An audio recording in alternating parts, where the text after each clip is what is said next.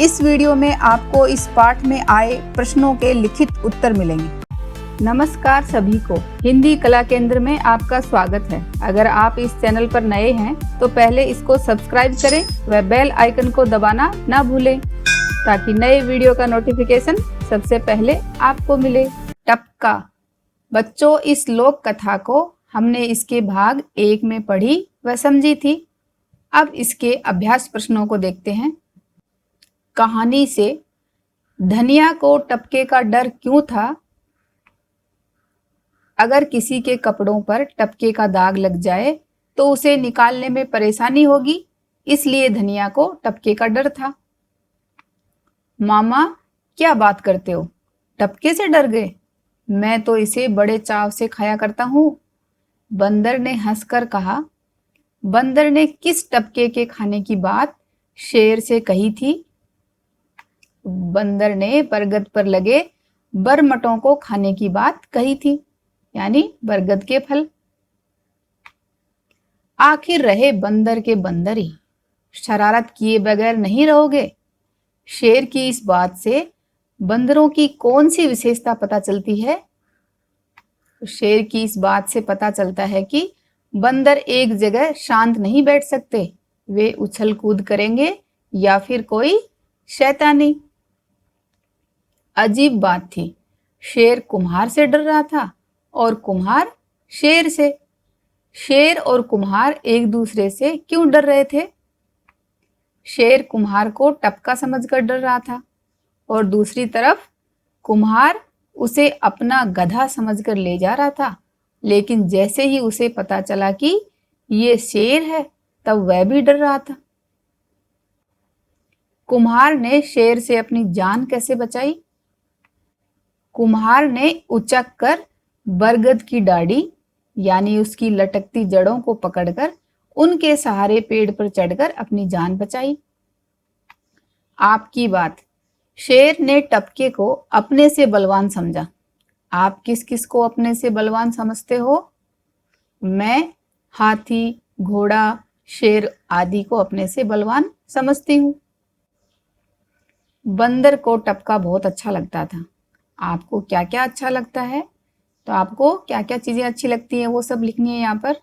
जैसे मुझे दाल चावल, लड्डू, आइसक्रीम व केक बहुत अच्छे लगते हैं, तो आपको यहाँ पर क्या क्या अच्छा लगता है वो लिखना है। पाठ से आगे कुम्हार गधे से क्या क्या काम लेता होगा? कुम्हार गधे से ये सब काम लेता होगा। खदान से मिट्टी को ढोने का काम, बने हुए मिट्टी के बर्तनों को एक जगह से दूसरी जगह ले जाना, खुद की सवारी के काम। टपके का दाग धुलता भी तो नहीं है, यानी वो जल्दी से जाता नहीं। पता करें ऐसी और कौन कौन सी चीजें हैं जिनके दाग कपड़ों से नहीं छूटते। तो ये बात आप अपनी मम्मी से जान सकते हो। जैसे चाय, कॉफी, अनार का रस, हल्दी, स्याही आदि के दाग कपड़े से नहीं छूटते। शेर जब बरगद के पेड़ के नीचे से गुजरा तो कुम्हार ने उचक कर यानी उछल कर पेड़ की डाढ़ी पकड़ ली। अगर शेर बरगद के पेड़ के नीचे से न गुजरता तो कुम्हार क्या करता? सोचो और बताओ।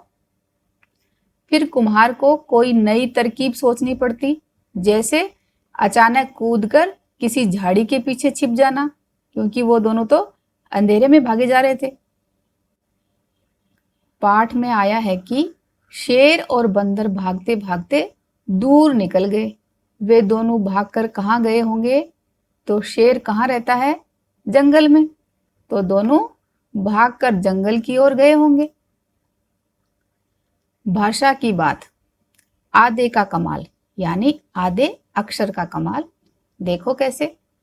जंगल में टपका उतर आया है। उतर आया का यहाँ पर अर्थ क्या है? नीचे उतर आना।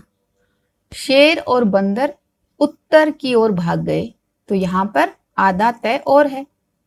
इन वाक्यों में उतर का अर्थ है नीचे उतर आना और उत्तर का अर्थ है एक दिशा, यानी कि उत्तर दिशा। नीचे कुछ शब्द दिए गए हैं, उनका अर्थ लिखकर अपने वाक्यों में प्रयोग करें।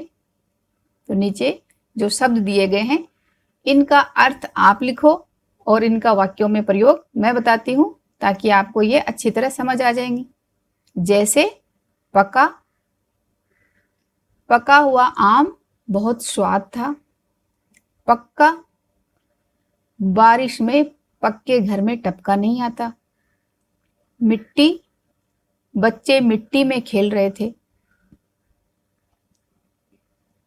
मिट्टी, समय के साथ पुरानी बातें यादों से मिट जाती हैं। तो आप समझ रहे हो ना, ये मिट्टी जिसमें बच्चे खेलते हैं और ये मिट्टी का अर्थ है बातों का समय के साथ मिट जाना। कटा, मम्मी ने चाकू से सब्जी काटी। कट्टा, सीमेंट का कट्टा बहुत भारी था। गदा, हनुमान जी अपनी गदा से दुश्मनों को मारते थे। और गद्दा, नए गद्दे पर सोने का मजा ही अलग होता है। फटा, कील में फंसने से मेरा कुर्ता फट गया। और फट्टा, छोटी खाई को पार करने के लिए हमने लकड़ी का फट्टा लगाया। एक ही मात्रा, दुकान पर बहुत सारे फल रखे थे। फलों की खुशबू चारों ओर फैल रही थी। इन वाक्यों को ध्यान से देखिए। यहाँ फल पर एक ही मात्रा लगने से नया शब्द फैल बन गया। आप भी इन शब्दों में एक ही मात्रा लगाकर नए शब्द बनाएं व लिखें। जैसे बल पे एक ही मात्रा लगाएंगे तो क्या बन जाएगा? बैल। सर से शैर, पर से पैर, तर से तैर, गर से गैर, मल से मैल और खर से खैर। और अब मना से क्या बनेगा वो आप मुझे कमेंट बॉक्स में लिखकर बताओ। हंस में लगी बिंदी अनुस्वार है। हंस में लगी बिंदी अनुनासिक है। दोनों की ध्वनियों में अंतर पहचाने। तो आपने ये व्याकरण में जरूर पढ़ा होगा कि अनुस्वार व्यंजन है जिसकी ध्वनि नाक से निकलती है, और ये अनुनासिक जिसे हम चंद्र बिंदु भी कहते हैं, ये स्वर हैं। तो इनका उच्चारण करते समय हम मुंह से ज्यादा और नाक से कम सांस निकालते हैं। जैसे आप माँ ऐसे बोलकर देखो तो आपकी ज्यादा ध्वनि कहाँ से निकली? आपके मुंह से। और अगर आप हंस बोलोगे तो इसकी ध्वनि हल्की सी नाक से निकलती है। अगर हम इसे हंस बोले तो इसका अर्थ हुआ एक जल पक्षी है, और इसको हम चंद्र बिंदु लगा दें तो ये बन जाएगा हंस, यानी हंसने की क्रिया। तो दोनों के अर्थ अलग अलग हो गए ना। तो देखने में तो लग रहा है कि बस थोड़ा सा अंतर है, लेकिन इनमें अंतर है ना। ऐसे ही अब नीचे दिए गए शब्दों में उचित स्थान पर बिंदी अनुस्वार या चंद्र बिंदु अनुनासिक लगाएं। जैसे ये क्या है? चांद। तो हम मुंह से ज्यादा ध्वनि निकाल रहे हैं इसलिए चंद्र बिंदु लगेगा। हंस, अनुस्वार बिंदी लगेगी। बंदर, अनुस्वार बिंदी। बांस, ज्यादा ध्वनि मुंह से निकाल रहे हैं ना तो चंद्र बिंदु। पंखा, पांच, पूंछ, कंचा, तो इन पे चंद्र बिंदु आई। तो बच्चों आपको बिंदी अनुस्वार और बिंदी अनुनासिक में अंतर समझ में आया ना। शेर ने गहरी सांस ली। ये देखो यहाँ पर भी चंद्र बिंदु है। नीचे कुछ शब्द दिए गए हैं, इनमें से ऐसे शब्दों पर गोला लगाएं जिनके साथ गहरी शब्द का प्रयोग हो सकता है। जैसे आप ये कहोगे गहरी पहाड़ी तो नहीं हो सकता ना, लेकिन हम कहें गहरी खाई तो गहरी खाई के साथ हम प्रयोग करते हैं ना। डाली, नहीं। नींद, गहरी नींद। दीवार, नहीं। नदी, गहरी नदी। और गहरी दोस्ती, गहरी छाया। ये भी करें। लुक्का छिपी, कुम्हार बरगद की खो में छिप गया, तो बरगद के कोटर में छिप गया था ना। लुका छिपी के खेल में आप कहाँ कहाँ छिपते हो? तो बताओ, लुका छिपी का खेल तो आप जरूर खेलते हो, है ना? तो उस वक्त आप कहाँ कहाँ छुपते हो, वही सब लिखना है। जैसे पेड़ के पीछे, दीवार के पीछे, चारपाई के नीचे, कमरे के अंदर, छत के ऊपर, और कहाँ कहाँ छुपते हो वो आप मुझे कमेंट बॉक्स में बता सकते हो। आइए शब्दों के अर्थ जानें। तो ये आपके पाठ्य पुस्तक के अंत में दिए गए शब्द हैं जिनका अर्थ जान लेते हैं। आफत, मुसीबत, उचक्कर, थोड़ा ऊपर उठकर, गति, हालत, घटाटोप, बादल घिरने के कारण हुआ अंधेरा, पिछवाड़ा, घर के पीछे का भाग, बरमट, बरगद के फल, बरखा, वर्षा, भोर, सवेरा, मरियल, बहुत कमजोर, सरपट, तेज दौड़ना। इस लोक कथा को एक बार फिर से पढ़ें, जो कि इस वीडियो के भाग 1 में मिलेगा।